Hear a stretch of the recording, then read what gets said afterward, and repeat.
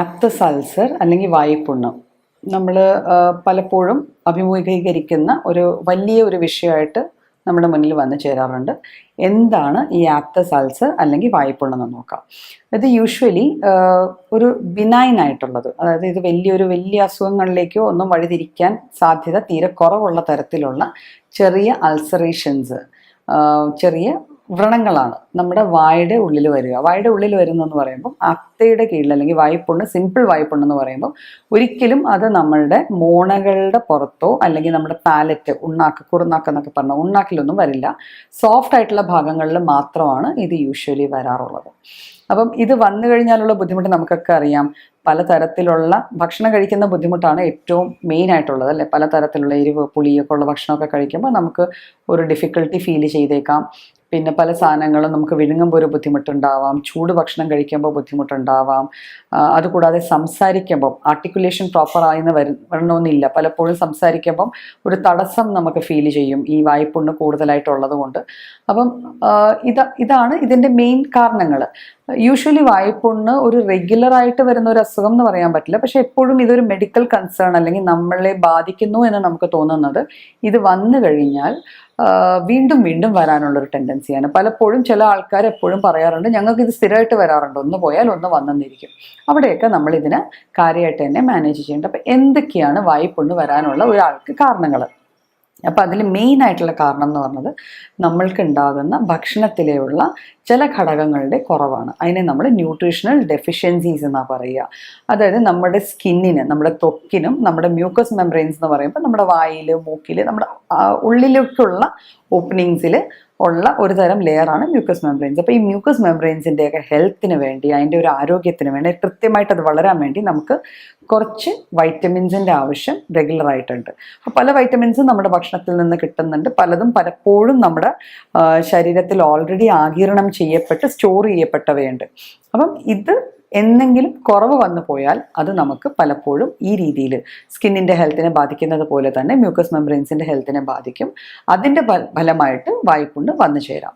രണ്ടാമത്തെ കാരണം എന്ന് പറഞ്ഞാൽ മെക്കാനിക്കൽ കോസസ് ആണ്. പലപ്പോഴും പലരിലും, മിക്കപ്പോഴും പിള്ളേരിൽ കാണപ്പെടുന്നത് ബ്രഷ് ചെയ്യുന്ന സമയത്ത് ബ്രഷ് മുട്ടി, അല്ലെങ്കിൽ ബ്രഷ് കൊണ്ടു, അല്ലെങ്കിൽ വളരെ ചൂടുള്ള ഒരു ഭക്ഷണം കഴിച്ചു, വാ പൊള്ളി, അങ്ങനെയൊക്കെ വന്നു കഴിയുമ്പോൾ അതാണ് മെക്കാനിക്കൽ കോസസ് എന്ന് പറയുക. എന്തെങ്കിലും ഒരു ഇഞ്ചുറി അല്ലെങ്കിൽ ഒരു ഇമ്പാക്റ്റ് കൊണ്ട് നമുക്ക് വരുന്ന വായ്പുണ്ണുകൾ അല്ലെങ്കിൽ അൾസേഴ്സിനെയാണ് നമ്മൾ മെക്കാനിക്കൽ കോസസ് കൊണ്ടുവന്നെന്ന് പറഞ്ഞത്. പിന്നെ കെമിക്കൽ കോസസ് ഉണ്ട്, അല്ലേ?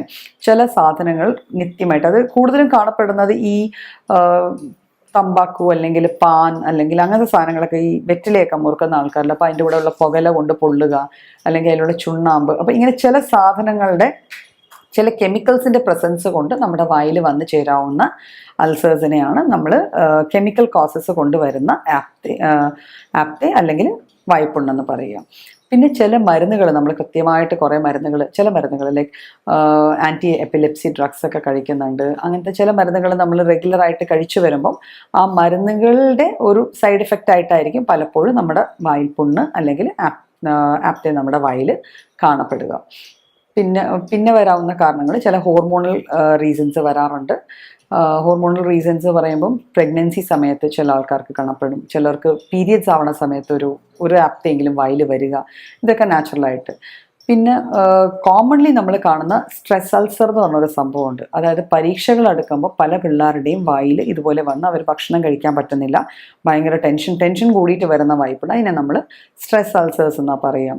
അപ്പോൾ വായ്പുണ്ണിൻ്റെ നമ്മൾ സിമ്പിളായിട്ടുള്ള സൈൻസ് ആൻഡ് സിംറ്റംസ് പറഞ്ഞല്ലോ. നമുക്ക് ഭക്ഷണം കഴിക്കാനുണ്ടാവുന്ന ബുദ്ധിമുട്ടുകൾ, ചില ഭക്ഷണം കഴിക്കുമ്പോൾ ഒരു അസ്വസ്ഥതകൾ തോന്നുക, ഇതൊക്കെയാണ് കോമൺ സിംറ്റംസ്. എങ്കിലും ലോങ് റണ്ണിൽ ഇതിങ്ങനെ ഉണ്ടായിക്കഴിഞ്ഞാൽ പലപ്പോഴും പല ഭക്ഷണങ്ങളും മാറ്റിവെക്കുന്നത് കൊണ്ട് തന്നെ മാൽ ന്യൂട്രീഷൻ വരാം, നമുക്കൊരു മാൽ നറിഷ്ഡ് കണ്ടീഷൻ വരാം. ഇതുള്ളത് കൊണ്ടുള്ള സംസാരിക്കുമ്പോൾ ആർട്ടിക്കുലേഷനിൽ വരുന്ന ഒരു ബുദ്ധിമുട്ട് കൊണ്ട് ഒരു ലാക്ക് ഓഫ് കോൺഫിഡൻസ് വരാം, പലപ്പോഴും ഡിപ്രഷൻ വരെ ഇതിൻ്റെ കൂട്ടത്തിൽ വന്നു ചേരാറുണ്ട്. അപ്പോൾ ഇതൊക്കെയാണ് വായ്പുണ്ണിൻ്റെ മെയിൻ ആയിട്ടുള്ള ലക്ഷണങ്ങളും കാരണങ്ങളും. അപ്പോൾ ഇതിനെ നമുക്ക് എങ്ങനെ കോമ്പാക്റ്റ് ചെയ്യാം? അപ്പോൾ ഫസ്റ്റ് തിങ് എന്ന് വെച്ചാൽ നമ്മുടെ ഓറൽ ഹെൽത്ത് മെയിൻറ്റെയിൻ ചെയ്യുക എന്നുള്ള, ഓറൽ ഹൈജീൻ മെയിൻറ്റെയിൻ ചെയ്യുക. ഓറൽ ഹൈജീൻ മെയിൻറ്റെയിൻ ചെയ്യണമെങ്കിൽ നമ്മൾ സ്വാഭാവികമായിട്ട് ഭക്ഷണം കഴിഞ്ഞ് 2 നേരവും രാവിലെയും വൈകുന്നേരവും പല്ല് നന്നായി തേക്കുക, വാ കഴുകുക, ഇതൊക്കെ നമ്മൾ സ്ഥിരം കുഞ്ഞുകാലം മുതൽ കേട്ട് വരുന്ന കാര്യങ്ങളാണ്. പക്ഷേ വായ്പുണ്ണുള്ള ആൾക്കാർ പലപ്പോഴും പേസ്റ്റിൻ്റെ ഉപയോഗം കുറയ്ക്കേണ്ട അവസ്ഥ വരാറുണ്ട്. പേസ്റ്റിലുള്ള ചില കെമിക്കൽ ഘടകങ്ങൾ നമ്മുടെ വായ്പുണ്ണ് കൂട്ടാൻ ഈ അസുഖം ഉള്ള ഒരു വ്യക്തിക്ക് അത് കൂട്ടാനുള്ള സാധ്യത ഉണ്ടാക്കാറുണ്ട്. അപ്പം അതുകൊണ്ട് ആ ഒരു കാലയളവിൽ ഇപ്പം മൗത്ത് വാഷ് ചേർന്ന പേസ്റ്റുകൾ അല്ലെങ്കിൽ കുറച്ചുകൂടെ സ്ട്രോങ് ആയിട്ടുള്ള പേസ്റ്റുകൾ അപ്പം അത് അവോയ്ഡ് ചെയ്യാൻ നോക്കുക. നമുക്ക് നാച്ചുറലായിട്ട് കിട്ടുന്ന ചില സാധനങ്ങൾ ഉപയോഗിച്ച് ഇപ്പം മാവല ഉപയോഗിച്ച് പല്ല് തേക്കാറുണ്ട്, ആര്യവേപ്പിൻ്റെ ചെറിയൊരു കമ്പ് ഉപയോഗിച്ച് പല്ല് തേക്കാറുണ്ട്, ഒന്നുമില്ല ഉമിക്കരി ഉപയോഗിച്ച് പല്ല് തേക്കാറുണ്ട്. അപ്പോൾ ഇങ്ങനത്തെ സംഭവങ്ങൾ യൂസ് ചെയ്യാമെങ്കിൽ നമ്മുടെ ഓറൽ ഹൈജീൻ കുറച്ചുകൂടെ മെയിൻറ്റെയിൻ ചെയ്യാൻ പറ്റും. നമുക്ക് വായിൽ ഓൾറെഡി നമ്മളെ ഹെൽപ്പ് ഔട്ട് ചെയ്യാൻ കുറച്ച് ബാക്ടീരിയാസ് ഉണ്ട്, കുറച്ച് ഫ്ലോറ നമ്മുടെ വായിൽ തന്നെ ഉണ്ട്. അപ്പോൾ പലപ്പോഴും ഈ കെമിക്കൽസിൻ്റെ യൂസ് കൊണ്ട് അതില്ലാണ്ടാവുകയും മൗത്ത് വാഷ് ഒക്കെ യൂസ് ചെയ്ത് കഴിഞ്ഞാൽ ചിലർക്ക് വായ്പുണ്ണ് വരാറുണ്ട്. റീസൺ ഇതാണ്, അതായത് നമ്മളുടെ ഹെൽപ്ഫുൾ ആയിട്ടുള്ള ബാക്ടീരിയാസ് നശിഞ്ഞു പോവുകയും അത് കാരണം ഓപ്പർച്യൂണിസ്റ്റിക് ആയിട്ടിരിക്കണം, അത് ഇവർ നശിയാൻ കാത്തിരിക്കുന്ന കുറച്ച് ഹാംഫുൾ ആയിട്ടുള്ള മൈക്രോബ്സ് കാണും. ഇവയെല്ലാം കയറി നമുക്ക് ഈ തരത്തിലുള്ള ഇൻഫെക്ഷൻസ് ഒക്കെ തരാം. പിന്നെ ഇതിൻ്റെ ഒരു വലിയ ഒരു സൈഡ് കോംപ്ലിക്കേഷൻ എന്ന് പറഞ്ഞാൽ ഹാലിറ്റോസിസ്, അല്ലെങ്കിൽ നമ്മുടെ വായിൽ ദുർഗന്ധം വമിക്കാൻ തുടങ്ങും ഈ വായ്പുണ്ണ് ഒരു പരിധി കഴിഞ്ഞ് കുറയുമ്പോൾ. അപ്പോൾ അതും നമ്മുടെ ഒരു എസ്റ്റീമിനെ അല്ലെങ്കിൽ നമ്മുടെ ഒരു കോൺഫിഡൻസിനെ കുറയ്ക്കുന്ന ഒരു കാര്യമാണ്. പലപ്പോഴും പലരുടെയും മുന്നിൽ ചെന്ന് സംസാരിക്കാൻ പറ്റാണ്ട് വരിക, സംസാരിക്കാൻ ഒരു ബുദ്ധിമുട്ട് തോന്നുക. ഇത് ലോങ് റണ്ണിൽ ഹീല് ചെയ്യാതെ തന്നെ നിന്നാൽ ചിലപ്പം പല്ലിൻ്റെ ചുറ്റുമുള്ള മോണകളിലും ഒക്കെ പ്രശ്നങ്ങൾ ഉണ്ടാക്കിയെന്നിരിക്കാം. അപ്പം ഇതൊക്കെയാണ് വായ്പുണ്ണ് നമ്മൾ വന്നു കഴിഞ്ഞാലുള്ള ബുദ്ധിമുട്ടുകൾ, നമുക്ക് മാനേജ് ചെയ്യാൻ പറ്റുന്ന സാധനങ്ങളും. പിന്നെ നമ്മൾ അതിന് ചെയ്യേണ്ട കാര്യം ഞാൻ പറഞ്ഞല്ലോ, ഓൾറെഡി വൈറ്റമിൻസ് റിച്ച് ആയിട്ടുള്ള, അതിൽ vitamin C, vitamin A, vitamin E and K, ഇത് നമ്മുടെ മ്യൂക്കോസ് മെംബ്രെയിൻസിനെയൊക്കെ ഹെൽപ്പ് ചെയ്യുന്ന സാധനങ്ങളാണ്. അപ്പോൾ അതിൽ വരുന്ന ഭക്ഷണ സാധനങ്ങൾ, അതായത് പുളിപ്പുള്ള പച്ചക്കറികളും പഴവർഗ്ഗങ്ങളും, ക്യാരറ്റ് പോലെ വൈറ്റമിൻ എ അടങ്ങിയ ക്യാരറ്റ് പോലത്തെ ക്യാരറ്റ്, പപ്പായ, ഈ ടൈപ്പ് ഓഫ് ഫുഡൊക്കെ നമ്മൾ ഇൻക്ലൂഡ് ചെയ്യുക. പിന്നെ തവിടുള്ള ധാന്യങ്ങൾ ഇൻക്ലൂഡ് ചെയ്യുക.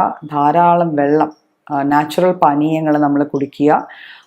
അതുകൂടാതെ കുറച്ച് സ്ട്രെസ് റിലീവിങ് എക്സസൈസസും കൂടെ ചെയ്യുക. ബിക്കോസ് സ്ട്രെസ്സ് വരുന്നത് വായ്പുണ്ണ് കൂട്ടാനുള്ള ഒരു ഫാക്ടറായിട്ട് നമ്മൾ പലപ്പോഴും കാണുന്നുണ്ട്. പിന്നെ ലോങ് റണ്ണിൽ വായ്പുണ്ണ് വന്നു കഴിഞ്ഞാൽ ചിലപ്പോൾ നമുക്കത് എപ്പോഴും ഇറോഷൻ ഉണ്ടാവുന്നതുകൊണ്ട് വീണ്ടും കോംപ്ലിക്കേഷൻസിലേക്ക് ലീഡ് ചെയ്യാം. അപ്പം വായ്പുണ്ണ് അടിക്കടി വരുന്ന ആൾക്കാർ ചെയ്യേണ്ടതെന്ന് വെച്ചാൽ അതിനൊരു സഹായവും കൂടെ തേടുകയും മെഡിസിൻസ് കഴിച്ച് അത് ഹാൻഡിൽ ചെയ്യാനും ശ്രമിക്കേണ്ടതാണ്.